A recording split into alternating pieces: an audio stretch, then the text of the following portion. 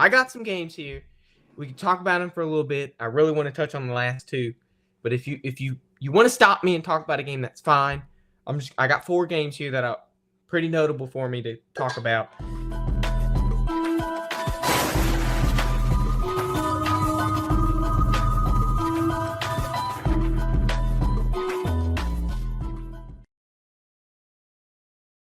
Now, South Carolina went to Tuscaloosa.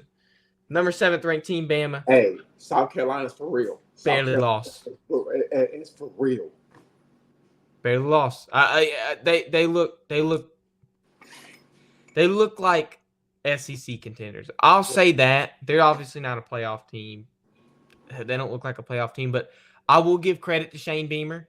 He has been putting into work for South Carolina. I really like what he's been doing there. Once I saw them put as many points they did on Kentucky, I was like, okay, maybe this South Carolina is a team to be worried about, and I'm glad we don't play them this year. Yeah. So they ended up losing 27-25, 2-point conversion at the end of the game to tie it up 27-27.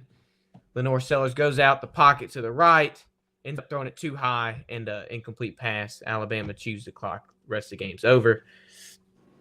Penn State goes to Southern California to play USC, the number 4th ranked team in the country, versus a team that Lincoln Riley has yet to be proven on. Ends up winning last-second field goal 33-30. In overtime, it was an interesting game based on the highlights I saw of it. That's the only team I did not get to watch, which I wish I would have watched. But there were just so many good games on. We were so blessed with college football. Oh, my gosh, it was so good this week. Rob said USC has no defense. That's the problem. USC does not have any defense. They didn't. Pac-12 didn't play defense. It's just slanging the ball. That was it. Yeah. Slinging in Big Ten, they play a little defense. I'm gonna say that for Kenny. They play a little defense in the Big Ten. And we're going to get to that Big Ten matchup in just a second, but I do want to address this question. After this matchup, like USC, I don't want to call them like, obviously they're unranked, but I don't think that is indicative of how good USC is. I feel like they should be like ranked at least probably 20th or something. Penn State was number 4 team in the country. Penn State's, to me, has always been frauds. There's nothing about Penn State that I've looked at and been like, these are championship contenders. Maybe James Franklin finally does something with Penn State, 12-team format. I feel like they're not going to be top 4 anymore. Once the polls come out tomorrow, we're going to see. Or maybe they already came out today. I don't know. They should have probably came out yesterday, but I was driving. But next game, Big Ten matchup. Ohio State, the number 2 ranked team in the country, plays Eugene, Oregon, 3rd ranked team in the country. They lose 32-31. Now, I was going into this game thinking that Oregon were frauds because of how they performed at the beginning of the season. Now, they almost lost to Boise, let Idaho put 2 touchdowns on them, which probably shouldn't have happened, and barely beat Idaho. And I'm going in this thing like, Ohio State, they're still hungry. There's no way Ohio State lets them win this game. Kenny was at that game. Kenny flew to that game. And I texted, I said, Kenny, I'm sorry, but you about to fly all the way to Oregon from Illinois and see your team lose. And that's what happened. Poor Kenny, flew all the way to Oregon and watched his team lose by a point. What happens when you expand the Big Ten?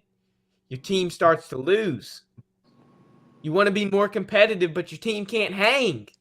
What's going on, Ohio State? What's going on? Nate, what did you think about that performance? Ohio State, yeah. Great game.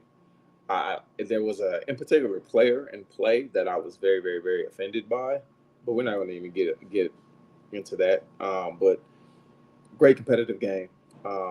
One dark spot, one bad moment really took away just the morale of that game and how important that game was, how amazing that game was. But Oregon went out there and played. Ohio State, again, they competed. But, that's what it's about. It came down to the wire. 1-point game. You asked that question, would you rather lose by 1 point? What's more heartbreaking, losing by 1 or losing by 21? And did you see at the end of the game, Will Howard had the Yeah. chance to, Yes. and he's running and he's running, and the clock's hit 0, and he just slides and ends the game while he's on his hands and knees, just doing this. And I'm like, oh man, oh. Now, I really did not like Ohio State before I met Kenny, and now I really don't like Ohio State. Now that Kenny's here, I love Kenny, but I don't like Ohio State. But that's not even the game I want to talk about, Nate. Obviously, when you're Please part tell of me the you're gonna talk about Southeastern LSU. Conference, Please tell me you got to talk about LSU. Ole Miss and LSU's game they put on. I mean, the show those two teams put on this past Saturday. I stayed up. It was Eastern time. So it was like midnight when that game ended. I watched just about every minute of that game. Number 9th ranked Ole Miss goes to Death Valley against the number 13th ranked LSU Tigers. Loses 26-29 in overtime. Let me paint a picture, Nate. It's 23-23. Both teams are tied. They're going into overtime. They're thinking, okay, we're the Ole Miss Rebels. We have everything to prove. We have a 12-team playoff format. We have to get in. We have Lane Kiffin, who probably brought in the best transfer class in the entire country. Yeah. We got to play. We got to compete, because if we don't win this year, we might not ever get a shot again. So Ole Miss, trusting their kicker Caden Davis, who lost that game against Kentucky the last second, ends up kicking a field goal, making it 26-23.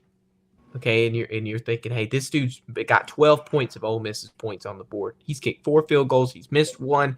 And then LSU gets the ball, and this happens the first play of LSU's possession. Boom. First play, first and 10. LSU scores and wins the game.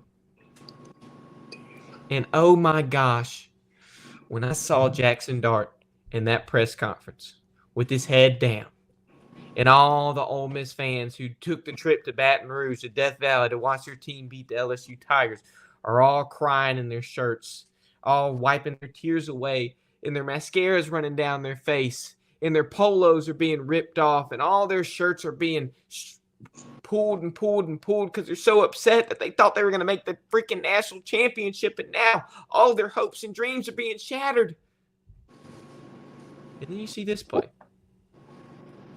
And you're thinking to yourself, hold up, maybe LSU has a better shot of making the playoffs than the Ole Miss Rebels do. And now we're sitting here thinking, how is this 12-team format going to happen? And when I watched Jackson Dart in that press conference, he said, we have to win out. There is no other option.